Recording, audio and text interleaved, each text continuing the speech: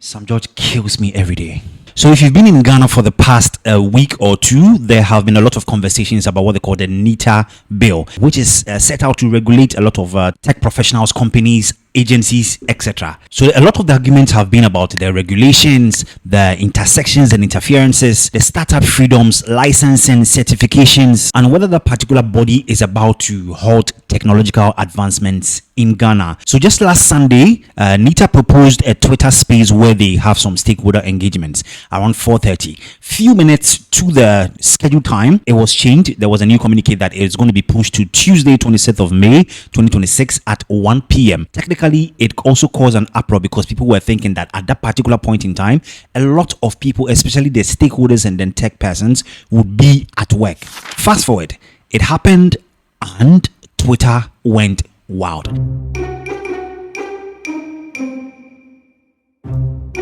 So the communications minister, Sam George, was actually the one championing all the conversations, and it wasn't a positive experience from the sides of techies trying to understand what the bill is about. Here's what I'm going to break down in this particular video. What the NITA bill actually is, what the minister said during the stakeholder engagement, what is actually true, what is full of lies, and why developers and then startups are angry. Also, what could this mean for the future of tech in Ghana?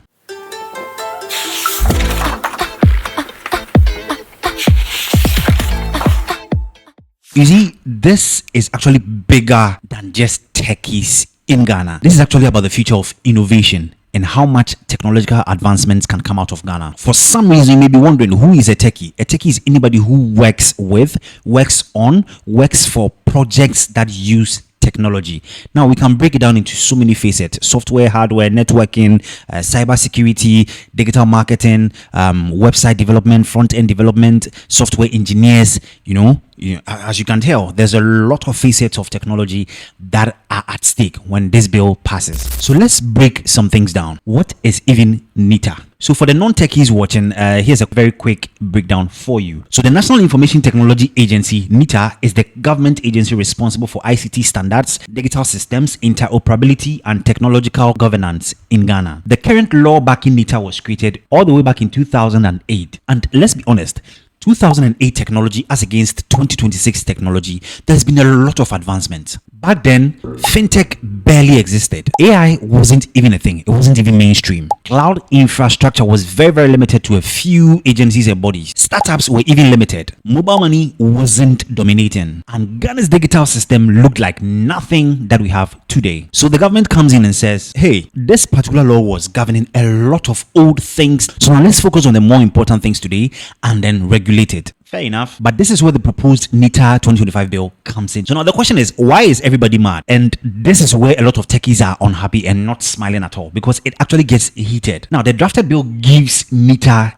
massive authority over all things technology. And when I say massive, I mean licensing ICT businesses, certifying ICT professionals, regulating software services, inspecting companies, enforcing compliance, imposing fines, and even possible jail time in certain cases. Immediately, the tech community said, hold up, wait a minute, something ain't right.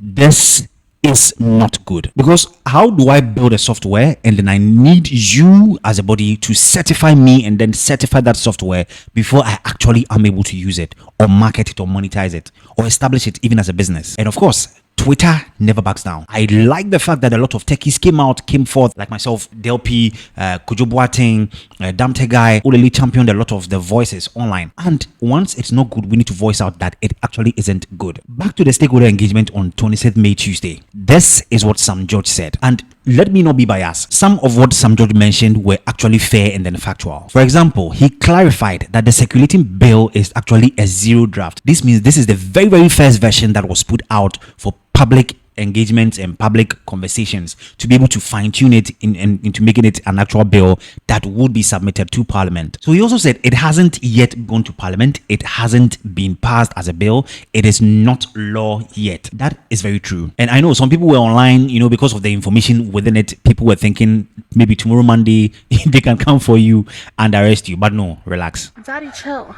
For example, without standards, cybersecurity becomes messy, consumer protection suffers, procurement gets chaotic and fake vendors can even enter the system. Then again, critical national systems can become vulnerable. Of course, I know a lot of government agencies and their terrible websites. You know it for yourself. I'm telling you, I didn't tell you lie.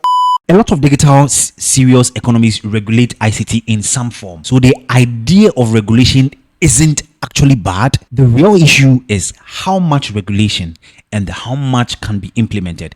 In simple terms, how much is too much? And here is where a lot of us get worried, because even though the minister said, relax, it is just a draft, this is what was circulating online, even on their websites. Kudos to Kujo Boateng for assembling and collating a lot of the bills and putting it in a personal Google Drive even before the details were changed on the website. So in that particular draft, a lot of the things in there are very, very aggressive. For example, under certain parts of the draft, certain ICT businesses may require licensing from NITA before operating. Now that includes SaaS, that's software as a service, cloud services, infrastructure, software operations, and other digital services. Then comes the biggest controversial thing, certification. One section basically suggests that ICT professionals in public and private institutions may need certification from the authority before appointment. And immediately a lot of techies were like, what the hell? What the hell is even that? Because if I'm a self-taught programmer and I need certification to put out my product, then there is a problem. And it's very valid because a lot of techies were not given the enablement within the country or from government bodies to be actually able to do the things they are currently doing. And so if the government is now stepping in to say, hey, pause, we need to certify you before you proceed, then problem. Because a lot of us are self-taught developers. We are freelancers, startup founders, bootcamp graduates, creators, and indie builders. And these are some of the ways that we've been able to even create employment for ourselves, that we can fend for ourselves and our families. So if somebody who didn't create that enablement is now coming in to take from what they didn't plant and they just want to loot their harvest, then we're not going to be happy about it. And the scary thing is, if we allow this, then bureaucracy is going to replace innovation. Let's not even forget about the penalties involved. Some of the draft provisions actually mention fines, penalties, and possible jail terms for operating without a license. Now, I know the minister actually clarified that that is the zero draft, but once again, it is what is circulating and it is what we are working with. And so if for the version 4 or version 5, all these things do not make it in there, maybe we'll be happy. But if they do, then it clearly means that the minister lied to the faces of Ghanaians. There's also the issue of foreign investment. Another controversial area is ownership restrictions. For example, some parts of the draft reportedly suggest certain licenses could favor wholly Ghanaian-owned entities. Now, on paper, supporting local ownership is a good thing, is very positive. But in practice, a lot of tech ecosystems are owned by foreigners. And even the collaborations work through foreign capital that is given, international partnerships, global talent, remote teams, and cross-border innovation. And so imagine stifling this particular facet of innovation.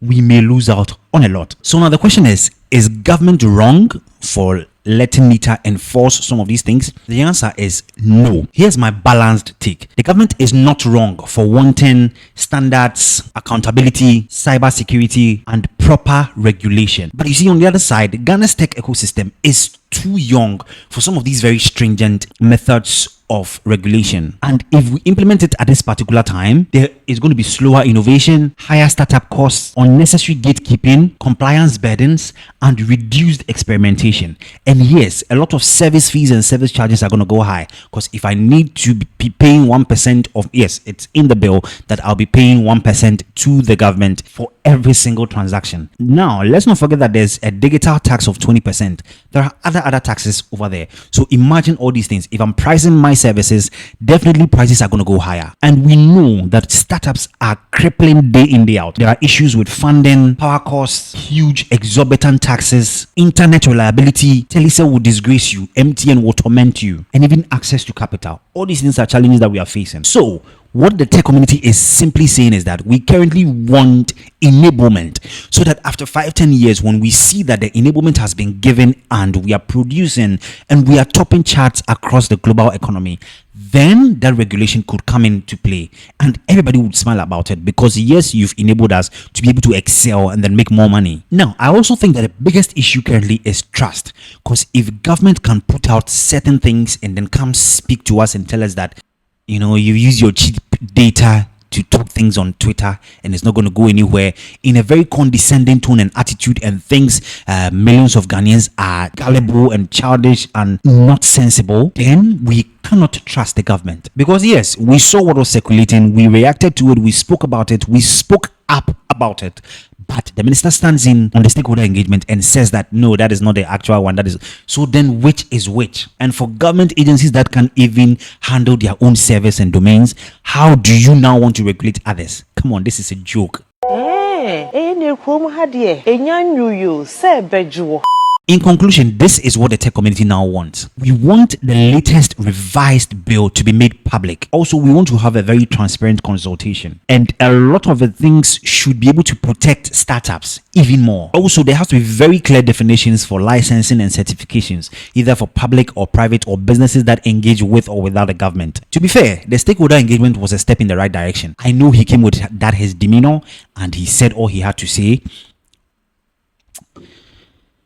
Sam George kills me every day. So at the end of the day, Ghana has massive potential. We have all the smart developers. We have a lot of rising startups. We have strong fintech growth. We have young creators. We have a global remote talent and one of Africa's most promising digital populations. So this isn't exactly the time to build policies that will stifle them and push them to the ground. These are times that we have to create an enabling environment for them to thrive. Because if Ghana gets this right, trust me, the Ghanaian tech economy is going to be one of the best in the world. I'm sure you learned something new. If you have comments, additions, subtractions, conclusions, inclusions, do also let me know in the comment section. And I'm going to see you in the next video. Until then, adios.